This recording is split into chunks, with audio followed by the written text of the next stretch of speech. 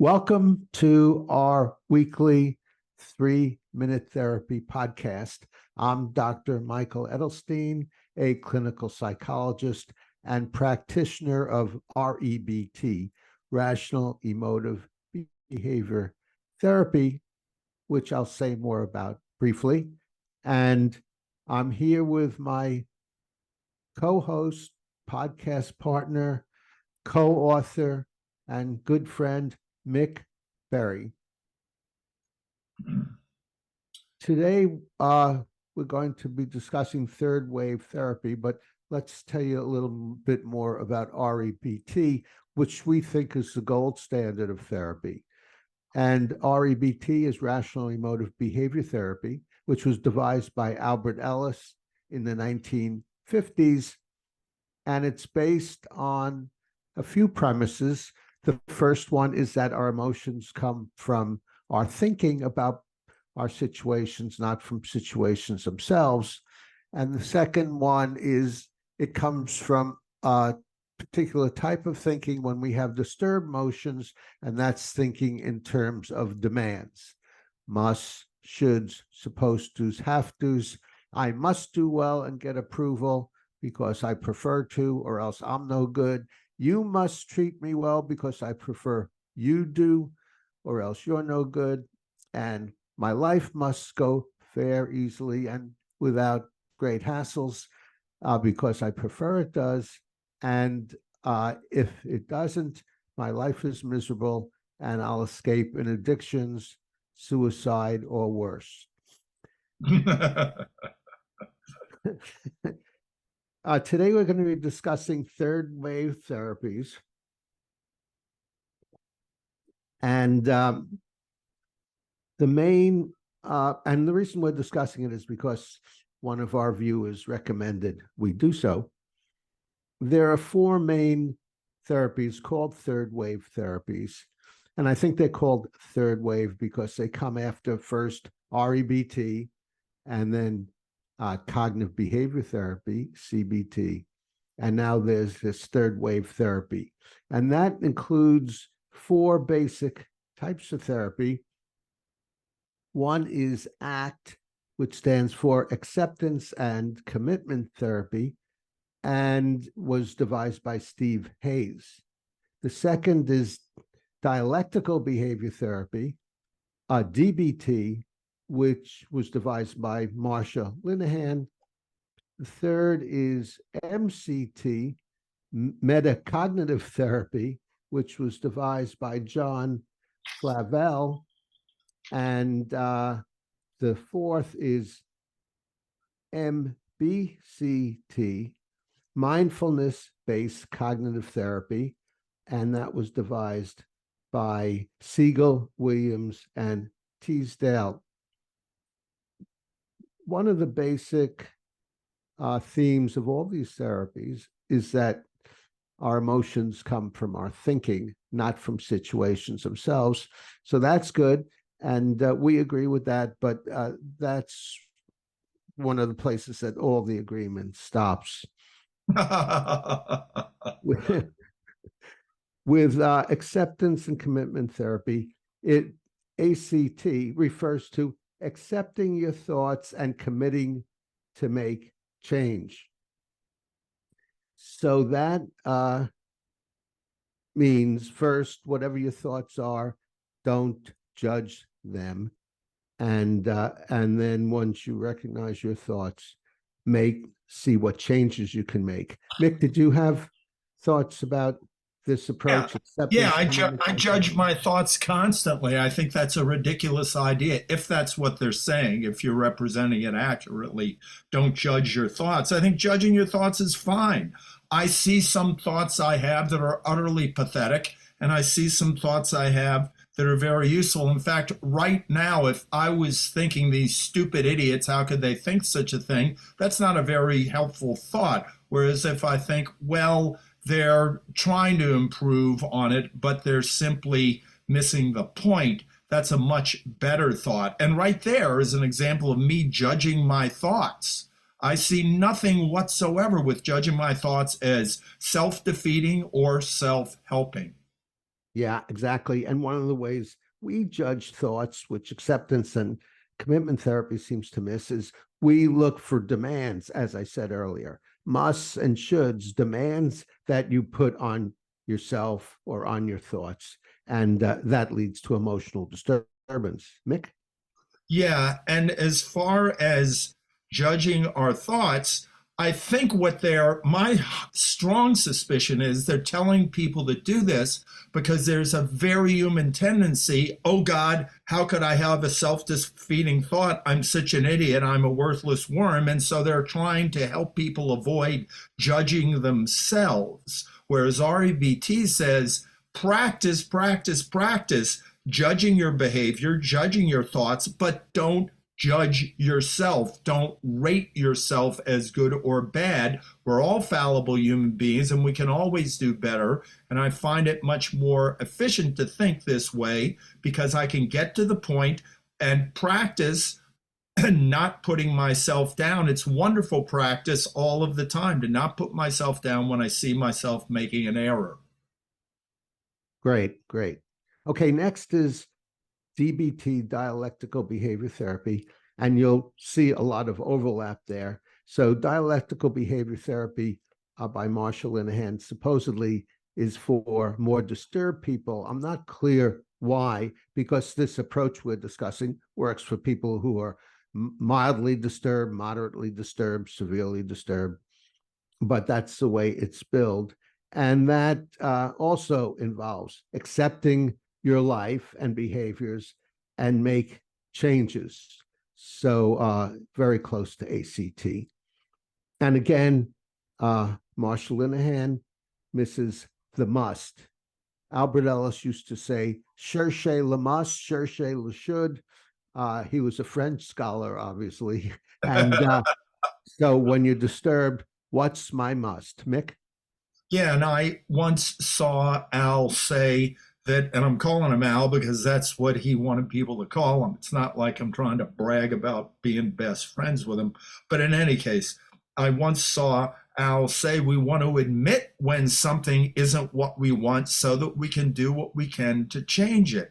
If there are elements in my life, let's say I am trying to find a relationship, I'm not happy not in a relationship, or I'm in an unhappy marriage and I want to get out of the marriage. We want to acknowledge when things are not what we want so we can do whatever we might be able to do to change the situation.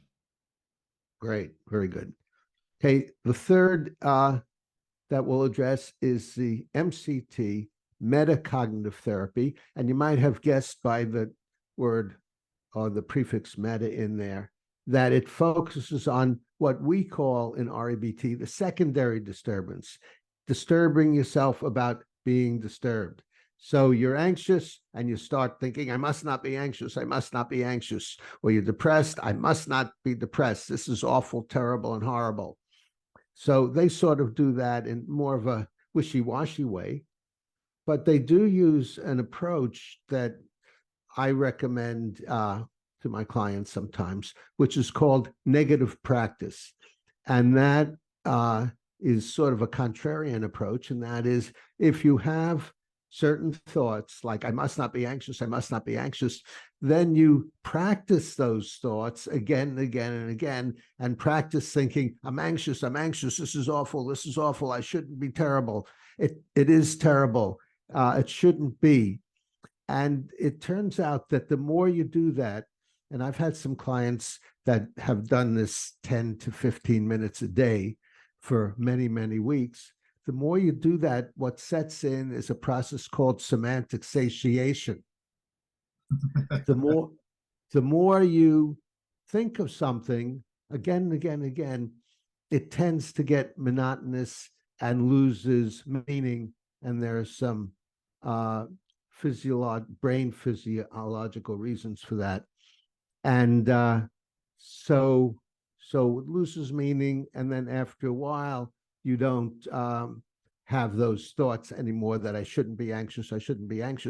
But again, it misses the point that if you're thinking I shouldn't be anxious, question the should, question the must. Mick? Yeah, and I think what they're getting around is trying to solve the secondary should of anxiety about anxiety. Correct me if you think I'm wrong here. But No, that's exactly, yeah, I think so. yeah, and the thing is, I remember you giving me an exercise one time to just go ahead and be anxious. And my assignment was to live with anxiety for 24 hours. Okay, I didn't die. Yeah. And so I was able to get over the anxiety of having anxiety. And I really don't very frequently, in fact, I can't think of an occasion where I've had anxiety about anxiety. And as we know, anxiety about anxiety, it can be one of the most debilitating experiences. For one thing, people often don't know what it is that they're anxious about. And for another, that's when it can really escalate. And I must not have anxiety. Oh, now I have anxiety. Oh, now I have anxiety about my anxiety. Oh, no, I'm nothing but a rampant experience of anxiety. And so that's definitely something to work towards getting over. You know, the first step is to recognize if I have anxiety, that's nearly not as bad, to imitate Al, that's not as bad as anxiety about the anxiety. So at least get rid of that. And then you can pinpoint what is causing the primary anxiety and get rid of that. That was Albert Ellis reincarnated. And finally, the mindfulness-based cognitive therapy, MBCT, which I know you're going to love this, Mick. What is it? NBCT? M as in mindfulness. Oh yeah, MBCT. Yeah, Yeah. yeah. And it involves just focusing on how your body feeling the feeling without judgment. So you use a type of mindfulness in that and meditation. So that's MBCT, mindfulness-based cognitive therapy. Mick? Yeah, well, I think that's ridiculous. You're right. But it is a way for somebody to at least avoid the anxiety about the anxiety. Okay, I have anxiety. Now I can focus on my body, and this might be helpful. So it assuages the panic of having anxiety. I think what's going on here is the mental process of, okay, well, I have anxiety, but there is hope for me. Anxiety isn't terrible. I can do this, and this may help because a therapist is telling me it could be helpful. Yeah, exactly, exactly. By the way, Mick, I hope next time you can speak with a little passion in your words. I'll work on it. I've got more. Wait till we sum it up. I've got more for you. Oh, yes. Right. Okay. So we're just about to sum it up. Any final words on this, Mick? Yeah, I see this all the time. People are constantly trying to reinvent the wheel, and they do it in so many fields.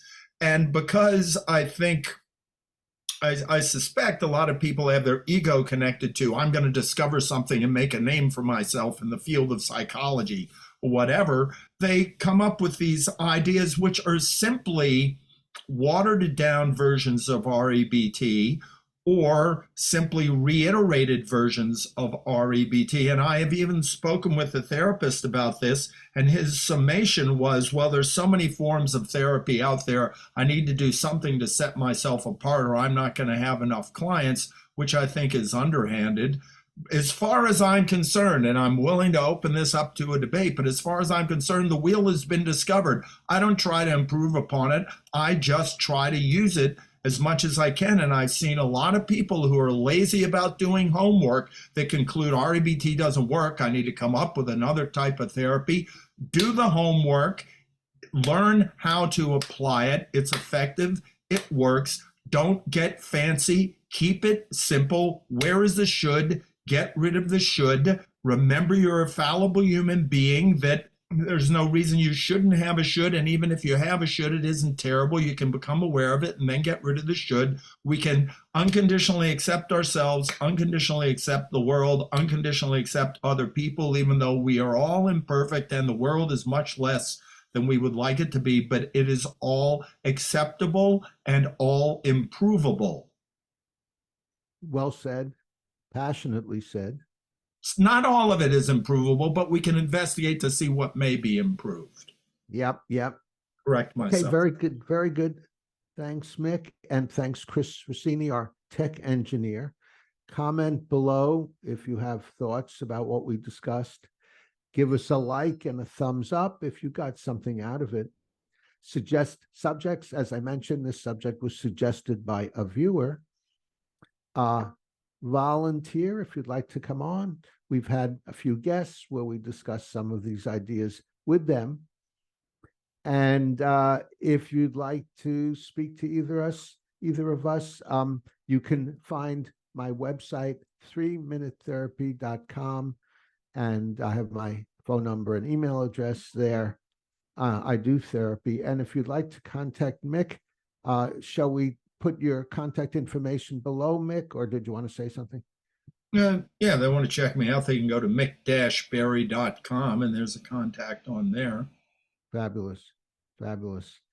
And subscribe to 3-Minute Therapy to do what, Mick? To stay on the rational side of life and Well, other areas too, whatever they may be. right. Well said. Well said.